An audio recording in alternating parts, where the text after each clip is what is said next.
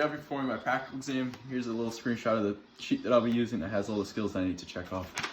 First, we'll begin with palpation. We're going to start with the carpal tunnel. This is right into here. The lunate, it's going to be the second bone from the lateral side in on the proximal row. The trapezium is going to be the first bone on the distal row of the carpal bones. The ulnar collateral ligament of the IP joints, beginning with the first one. So here's number 1, where my middle finger, and then there's going to be on the second digit, third digit, fourth digit, and then the fifth digit. Those are the ulnar collateral ligaments of the IP joints 1 through 5. The radial collateral ligament of the wrist is going to be on the radius side, right there where my thumb is, and then the first metacarpal joint is going to be here. And now we're going to get into the range of motion. So if you want to have a seat, please. To test this, the normal range is going to be 85 degrees. To test this again, I'm going to take my goniometer. I'm going to place it on the ulnar styloid process. The stationary arm is going to follow the shaft of the ulna, and the movement arm is going to follow the shaft of the fifth metacarpal. This patient starts at 0. I'm going to instruct the patient to extend the wrist as much as they can on their own. As much as you can.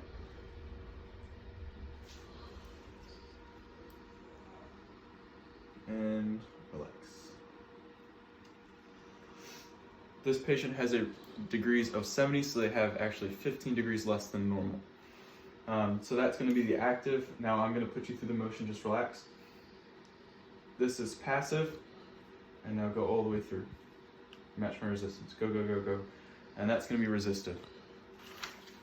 Now into the manual muscle test for the extensor indicus. The origin is going to be the posterior body of the ulna, distal to the extensor pollicis longus, as well as the interosseous membrane. And the insertion point is going to be to the extensor expansion of the first or the index finger, along with the extensor digitorum longus.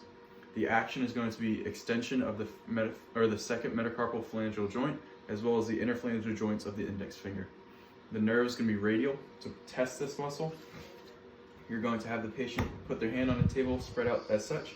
You're going to have them come up, hold at the wrist. You're going to hold this for 5 seconds. Don't let me pull you out of it. Ready, go. Relax. This patient was a little weak, so they received a 4 out of 5 on their manual muscle test. Now getting into the special test, the Tfcc load/compression test.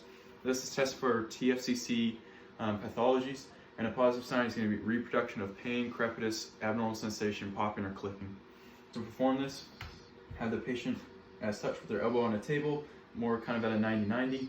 I'm going to, stabilize with one hand, distal or at the wrist, and then I'm going to hold here. I'm going to put them into an ulnar deviated force. Relax. I'm going to do that a couple times. Any pain, popping, clicking, or abnormal sensations? No, this test would be negative for a Tfcc pathology. Of course, I would compare this bilaterally. Now the pisiform shear test. I'm going to take the pisiform and the triquetrum, and I'm going to grind them together. This is testing for a pisiform arthritis or other bone-related pathologies on the pisiform.